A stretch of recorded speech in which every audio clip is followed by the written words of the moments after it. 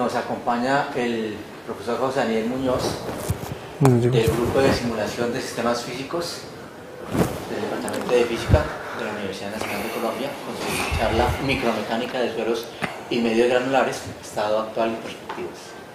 La idea es que él nos va a hablar del tema en mención. Las preguntas las hacemos al final. ¿Listo? Les dejo con el profesor Muñoz. Bueno, primero que todo, muchas gracias a Freddy por la invitación y a ustedes por estar acá. Entonces, ¿qué les cuento? Bueno, primero que todo, ¿qué son medios granulares? Medios granulares, pues es casi todo. O sea, después del agua, los medios granulares son la segunda cosa que se usa en la industria.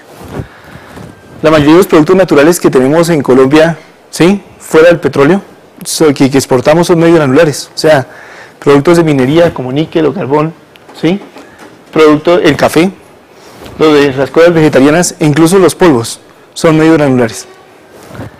Y pues hay cosas importantes de aplicación, por ejemplo, suelos y pavimentos, ¿sí? Todos los años tenemos deslizamientos de tierra, tenemos miles de familias que pierden su hogar, y eso es el estudio de suelos. Y también sabemos lo que nos cuestan los estudios de suelos, las construcciones cuando los estudios de suelos no se hacen bien, ¿sí? Y entonces, el estudio de suelos y de medios granulares, pues es una cosa del día a día. La cuestión es que no se tiene en física una idea, digamos, exacta de qué pasa, de por qué funcionan. Hay muchos fenómenos raros, por ejemplo, hay solitones que no se alcanza a ver si en la mitad de la presentación, yo no sé por qué, ¿sí?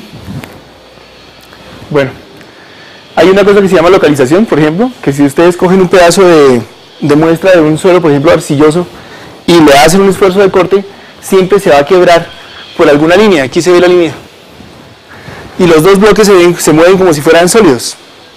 No se deforma como si fuera una cosa cauchosa, sino que se rompe en un cierto pedazo. Nosotros sabemos cuándo se rompe, ¿sí? Que se puede dar, por ejemplo, por el criterio de Mohr-Coulomb. Esto es, dado un punto en cualquier lado, ¿sí?, ¿cuál es la relación que puede haber, por ejemplo, entre el esfuerzo normal y el esfuerzo tangencial? Eso describe un círculo. Si yo aumento los esfuerzos, ese círculo crece.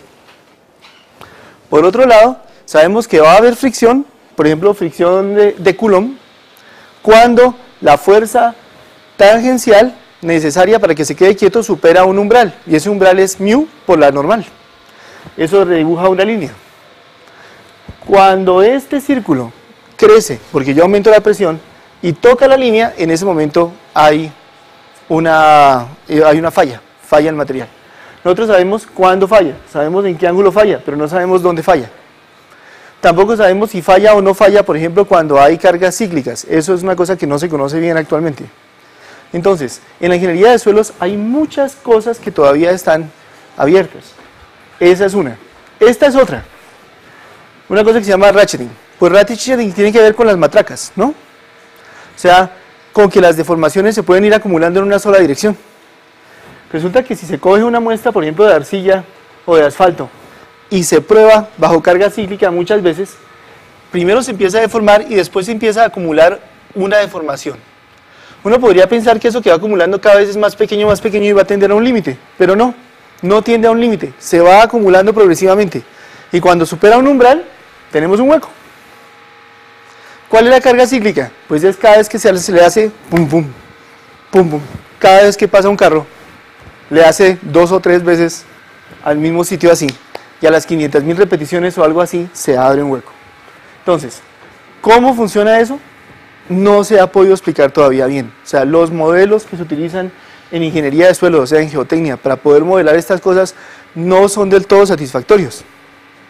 Y entonces, esa es un área que todavía un área para explorar en física. ¿Cómo se ven las cosas? ¿Cómo se puede estudiar un suelo o un material granular? Desde 2 puntos de vista.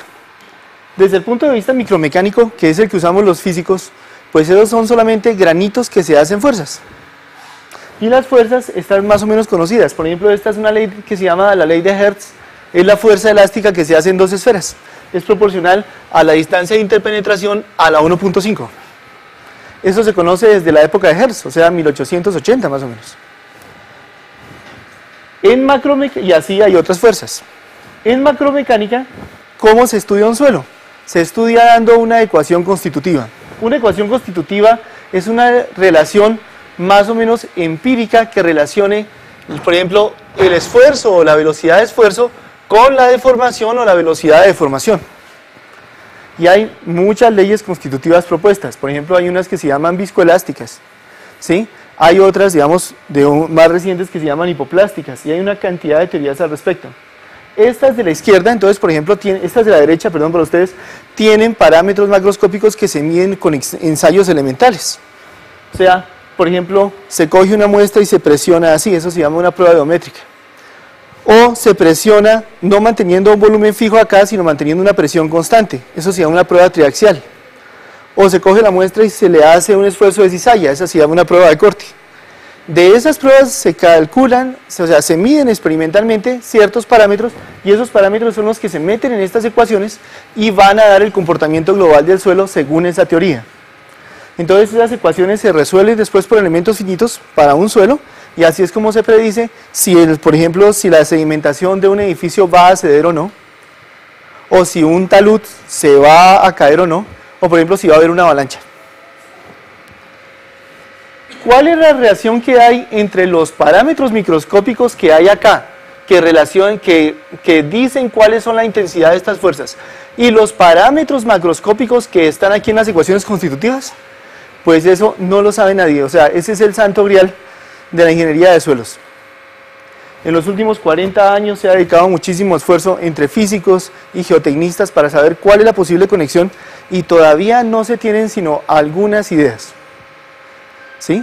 De hecho, hay una sociedad que se llama la Société pour le Développement de la Mécanique des Milieux Hétérogènes, ¿sí? Con sede, adivinen dónde, ¿sí? Y esa sociedad, que reúne físicos y geotecnistas, hace un evento cada 4 años que se llama Polvos y Granos, ¿sí?